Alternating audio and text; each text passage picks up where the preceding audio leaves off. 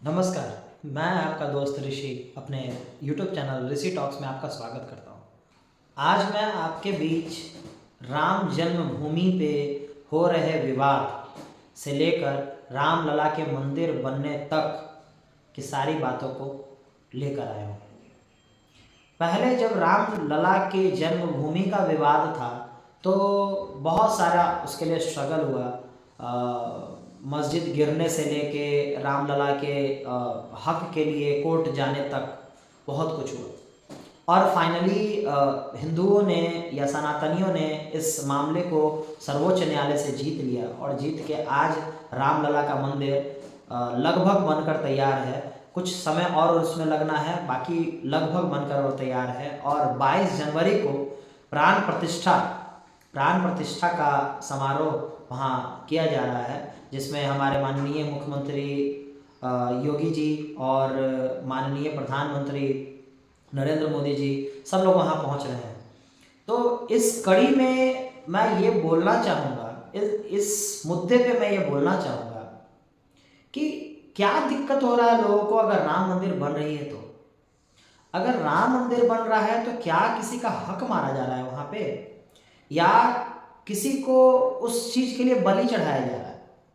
भाई राम मंदिर बन रहा है तो राम मंदिर से आप ये भी तो देखो कि उससे देश के एक कोने का विकास होगा, अयोध्या का भारी विकास होगा, बहुत ज़्यादा विकास होगा और अयोध्या में बन रहे मंदिर से वहाँ आसपास के रह रहे लोगों का विकास होगा और ये विकास किसी जाति किसी समुदाय में सीमित नहीं रहने वाला। ये विकास उस क्षेत्र में रह रहे हर लोगों को फील होगा, हर लोगों को इसका लाभ मिलेगा। फिर क्या तकलीफ है बे तुम्हें? हर विरोधी दल को मैं देख रहा हूँ, सब के सब राम मंदिर पे कुछ ना कुछ अनर्गल बयान दे रहा है।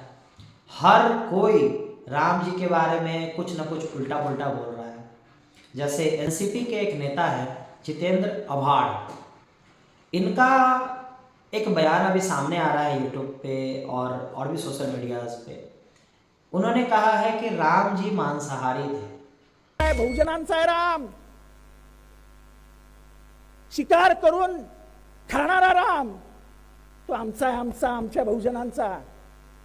तुम्ही जिथे आम्हाला सगळे शाकाहारी बनवायला जातात की आम्ही रामाचा आदर्श पाळतो आणि आम्ही मटण खातो।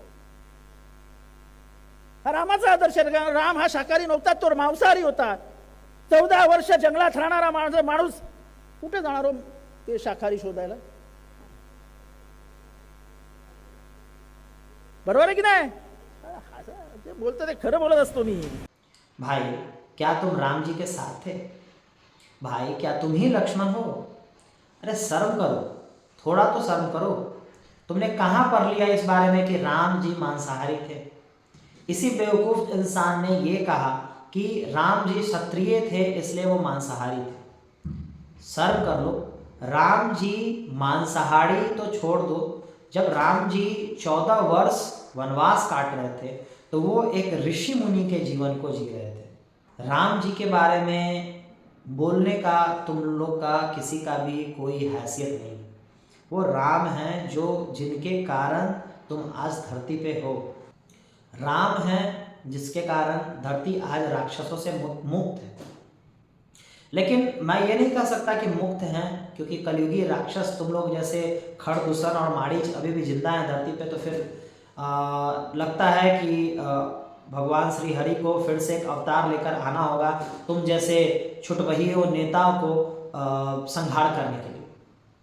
तुम लोगों को शर्म नहीं आता है? जिस देश में रहते हो, जिस देश में तुमको लोग इतना सर पे बैठा रखे हैं, उसी देश में बैठ के तुम वहीं के मेजॉरिटी समुदाय के लोगों को बेइज्जत कर रहे हो। अगर ये तुम शब्द जो हिंदुओं के बारे में, सनातनियों के भगवान के बारे में बोल रहे हो, अगर ये तुम किसी और समुदाय के बारे में बोले होते तो शायद आज तुम्हारा सर कलम हो चुका होगा।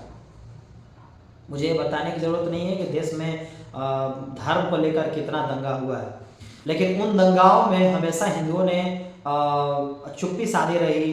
कभी बेचारे अपने हक के लिए लड़े नहीं, क्योंकि हम लोगों को बिल्कुल भी मार पीट करना और दंगा करना सिखाया नहीं जाता। इसलिए भाई मैं उम्मीद करूंगा कि इस तरह के बयानों से सारा विपक्ष बचे। भाई तुम विपक्ष में बैठे हो लोगों के लिए, विपक्ष में भी तुमको बैठाया गया, तो विपक्ष का भी एक सेंस होता है। विपक्ष का काम होता है कि अगर पक्ष वाले कुछ गलत कर रहे हैं तो उसके खिलाफ आवाज उठाना। मंदिर गलत नहीं है बे, मंदिर को गलत मत ठहराओ, मंदिर देश का नीड है। और तुम अगर ये सोचते हो कि मंदिर होने से कुछ नहीं होगा, तो ये मैं बता दूं कि मंदिर है तो बहुत सारा रोजगार भी उससे जनरेट होता है, और मंदिर से और भी बहुत सारी चीज़ें उससे बनती हैं। जैसे हमारे पटना में महावीर मंदिर है, महावीर मंदिर के द्वारा, ट्रस्ट के द्वारा 5 बड़े बड़े अस्पताल चलाए जाते हैं, जिसमें कैंसर से लेके और भी बहुत बड़े बड़े बीमारियों का इलाज होता है, और लोगों को उससे काफ़ी सुविधाएं हैं। तो इसलिए किसी मंदिर के ऊपर आलोचना मत करो। अगर तुमको पॉलिटिक्स करना है, तुमको अगर किसी पार्टी को खराब करना है, तो उस पार्टी को खराब करो, किसी धर्म, किसी समुदाय के ऊपर चोट मत करो। नहीं तो यही जनता तुम्हें मुंहतोड़ जवाब देगी, और ऐसा जवाब देगी कि फिर कभी उठ नहीं सकोगे। तो इसलिए मंदिर मस्जिद की राजनीति से उठो, और उठ के अपनी राजनीति को अपने दम पे चमकाओ। और मैं बाहर की बात क्या करूं, हमारे राज्य में, बिहार राज्य में एक MP है नालंदा के, उस इंसान ने एक ऐसा बयान दिया जो सुनकर मुझे बहुत ही बचकाना लगा कि पता नहीं ये इंसान पढ़ा लिखा हुआ है भी या नहीं। के बेटा के ब्याह है जो निमंत्रण दे रहा है, निमंत्रण उनको जो जगह नहीं दिया था। हम न गए थे अयोध्या, अयोध्या में जाइए, हम लक्ष्मण किला में बराबर ठहरते हैं, क्या दिक्कत है? न्योता की क्या जरूरत है? अच्छा, क्या लग रहा है? वो न्योता क्यों दे रहे हैं? किन्हीं के पिताजी का श्राद्ध है कि किन्हीं के औरत बेटा का ब्याह है?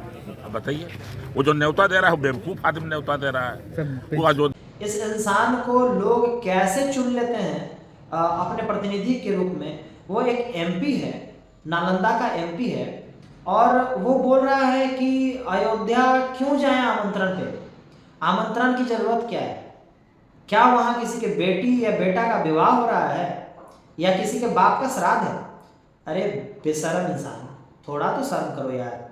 किसके बारे में बोल रहे हो तुम? राम जी के मंदिर को तुम किसी श्राद्ध से कंपेयर कर रहे हो? थोड़ा तो शर्म कर लो। अरे राम सिर्फ मेरे या तुम्हारे नहीं हैं, राम सबके हैं। हिंदू में कण कण में भगवान का कॉन्सेप्ट है भाई, और कण कण में रामलला विराजमान है। तो क्या तुम लोग इन सारे बयानों को देने के बाद खुद नहीं देखते कि मैंने क्या बोल दिया, या सिर्फ झूठा पब्लिसिटी के चक्कर में ये सारी चीजें बोलते हो कि मैं इसी बहाने लाइमलाइट में रहूं? क्योंकि ऐसे तो मुझे कुत्ता भी नहीं पूछ रहा, तो कम से कम मैं इसी बहाने लाइमलाइट में रहूं। कोई मंत्रालय तो तुमको कभी मिला नहीं होगा, ना बिहार सरकार में मिला होगा, ना कांग्रेस वगैरह का जब सरकार था तब मिला होगा। कोई मंत्रालय वगैरह मिलेगा नहीं, सिर्फ ऐसे ही जब मन किया तब कुछ ना कुछ भौंकने लगे।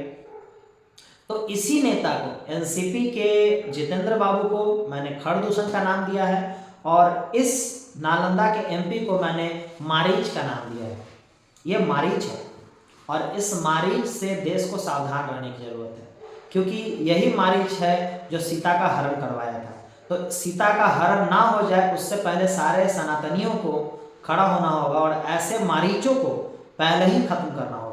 खत्म से मेरा मतलब ये बिल्कुल नहीं है कि किसी के साथ दंगा करो। खत्म से मतलब ये है कि 24 में इलेक्शन है, और उस इलेक्शन में मुंह तोड़ जवाब ऐसे ऐसे लोगों को देना चाहिए। ऐसे लोगों को कोई इंसान वोट देने मत जाइए, क्योंकि थोड़ा तो सोचिए, जो आपके आराध्य हैं, जिनका आप लोग पूजा करते हैं, जिस भगवान पे आप लोग बिलीव करते हैं, ये उनके मंदिर के बनने पे ये इतना नारुष्ट है, ये इतना बुरा भला बोल रहा है।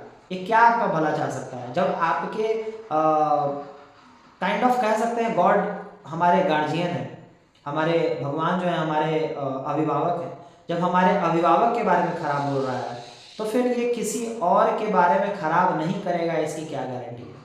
तो मैं नालंदा के भी सारे वासियों से ये निवेदन करूंगा कि इसे 24 के इलेक्शन में मुंहतोड़ जवाब दीजिए, और इस इंसान को इसका असली औकात दिखलाइए।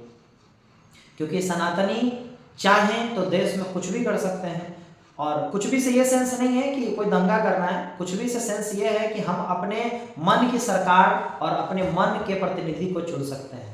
इतना तो मुझे लगता है कि हर कोई समझते होंगे कि किस तरह से अपने प्रतिनिधि को चुनना है। तो आप लोग इसमें देख सकते हैं कि क्या करना है। और एक चीज़ के लिए और बोलना चाहूँगा कि मेरा जो वीडियो था, पहला और दूसरा वीडियो जो मैंने बनाया था, उसका डिस्क्रिप्शन में मैं लिंक दे दूँगा। पहला और दूसरा वीडियो जो मैंने बनाया था उस पर पहल हुई है, और पहल कुछ ऐसा हुआ कि मोन्यूल हक स्टेडियम को अब अंतर्राष्ट्रीय स्टेडियम के तौर पे विकसित किया जाएगा। ये आज तेजस्वी प्रसाद यादव जी ने कहा है। आज तेजस्वी प्रसाद यादव जी का बयान मैंने न्यूज़पेपर में पढ़ा है। न्यूज़पेपर में उन्होंने क्लियरली बताया है कि वो अंतर्राष्ट्रीय स्तर के लायक तैयार करेंगे मोन्यूल हक स्टेडियम को। खैर ज़्यादा कुछ नहीं कहना चाहूँगा, लेकिन हाँ इतना ज़रूर कहूँगा कि सारे सनातनी एकजुट हो जाइए और ऐसे ऐसे खरदूषण को मुंहतोड़ जवाब दीजिए, और ऐसे ऐसे मारीच को सीता हरण करवाने से पहले ही मार डालिए, ताकि ऐसा मारीच कोई और अवतार, कोई और रूप ना ले सके। क्योंकि ये लोग सच में मायावी राक्षस हैं, कलयुग के जीते जाते राक्षस। इसलिए ध्यान दिया जाए इस पे। खैर बाकी मैं आप सबका धन्यवाद करना चाहूँगा कि आप लोग मेरे वीडियो को देखते हैं और मेरे वीडियो को पसंद कर रहे हैं। बाकी सभी लोगों से निवेदन होगा कि जो लोग भी मेरे चैनल को सब्सक्राइब कर रखे हैं उनको प्रणाम, और जो सब्सक्राइब नहीं कर रखे हैं उनसे रिक्वेस्ट होगा कि आप एक बार मेरे चैनल को सब्सक्राइब कर लें। और मैं इसी तरह का सरकार के कुछ खराब नीतियों पे वीडियो लाता रहूँगा और आप लोगों को उसके बारे में अवगत करवाता रहूँगा। जय हिंद, जय भारत, जय श्री राम।